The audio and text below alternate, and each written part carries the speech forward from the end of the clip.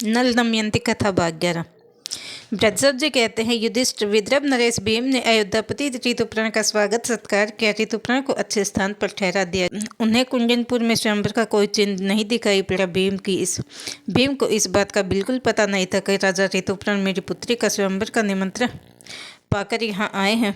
उन्होंने कुशल मंगल के बाद पूछा कि आप यहाँ किस उद्देश्य से पधारे हैं। ऋतुपर्ण ने स्वयंवर की कोई तैयारी न देखकर निमंत्रण की बात दबा दी और कहा, मैं केवल आपको प्रणाम करने के लिए यहाँ चला आया हूँ। भीम सोचने लगे कि 100 योजन से भी अधिक दूर कोई प्रणाम करने के लिए नहीं आ सकता।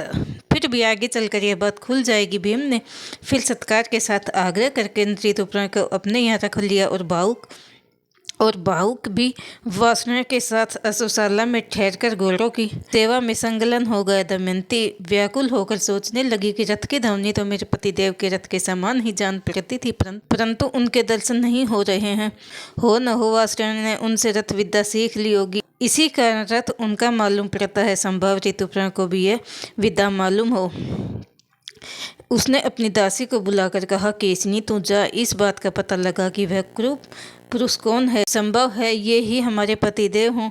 मैंने ब्राह्मणों के द्वारा जो संदेश भेजा था वही उसे बतलाना और उसका उत्तर सुनकर मुझसे कहना। केसनी ने जाकर बाहुक से बात की। बाहुक ने राजा के आने का कारण बताया और संक्षेप में वासना तथा अपनी अश्वविद्या एवं भोजन बनाने की चतुरता का परिचय दिया।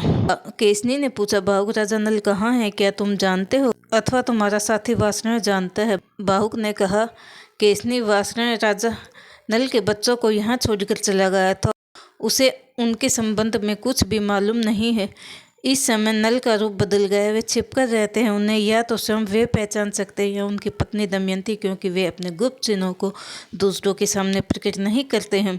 नल ने कहा, केसनी, राजा नल विपत्ति में पड़ गए थे, इसी से उन्होंने अपनी पत्नी का त्याग किया। दमयंती को अपने पति पर क्रोध नहीं करना चाहिए। जिस समय वह भोजन की चिंता में थे, पक्षी उनका वस्त्र लेकर उड़ गए। उनका हृदय पीड़ा से जर्जरित था। यह ठीक है कि उन्होंने अपनी पत्नी के साथ उचित व्यवहार नहीं किया, फिर भी दमयंती को उनकी दुर्अवस्था पर विचार करके क्रोध नहीं करना चाहिए। यह कहते कहते नल का हृदय खिन्न हो गए और आंखों में आंसू आ गए। वे रोने लगे। केसनी ने दमयंती के पास आकर वहाँ की सब बातचीत और उनका रोना भी बताया। अब दमयंती को आशंका और भी दर्द होने लगी कि यह राजा नल हैं। उसने दासी से कहा, केसनी, तुम फिर बाहुक के पास जाओ और उनके पास बिना कुछ बोले खड़ी रहो। उनकी चेष्टाओं पर ध्यान दो। वह आग मांगे तो मत देना, वह जल मांगे तो देर कर देना। उसका एक एक चरित्र मुझे आकर बताओ। केसनी फिर बाहुक के पास गई। वहाँ उसके देवताओं और मनुष्य के समान बहुत से चरित्र देखकर लौट आई। दमयंती से कहने लगी, राजकुमारी, बाहुक ने तो जल और अग्नि पर सब तरह विजय प्राप्त कर ली। मैंने आज तक ऐसा पुरुष नहीं देखा न सुना।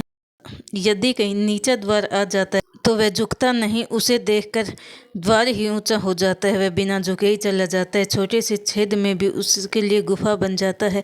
वहाँ जल के लिए जो घड़े रखे थे वे उनकी दृष्टि पड़ते ही जल से भर गए। उसने फूस का फूला लेकर सूर्य की ओर किया और वह जलने लगा। इसके अतिरिक्त वह अग्नि का स्पर्श करके भी जलता नहीं है। पानी उसके इच्छा अनुसार बहता है। जब वह अपने हाथ से फूलों को मसलने लगते हैं तब कुंभलाते नहीं बल्कि और प्रफुल्लित और सुगंधित दिखते हैं।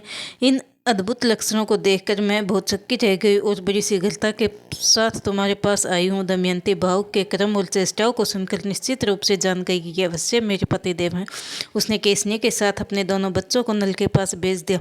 बाहुक इंद्रसेना और इंद्रसेन को पहचान कर उनके पास आ गए और दोनों बालकों को छाती से लगाकर गोद में बैठा लिया। बाहुक अपनी संतानों से मिलकर घबरा गया और रोने लगा। उसके मुख पर पिता के समान स्नेह के भाव प्रकट होने लगे। ये बच्चे मेरे दोनों बच्चों के समान ही हैं, इसलिए मैं इन्हें देखकर रो पड़ा। केसनी, तुम बार बार मेरे पास आती हो तो लोग न जाने क्या सोचने लगेंगे, इसलिए यह मेरे पास बार बार आना उत्तम नहीं है। तुम जाओ।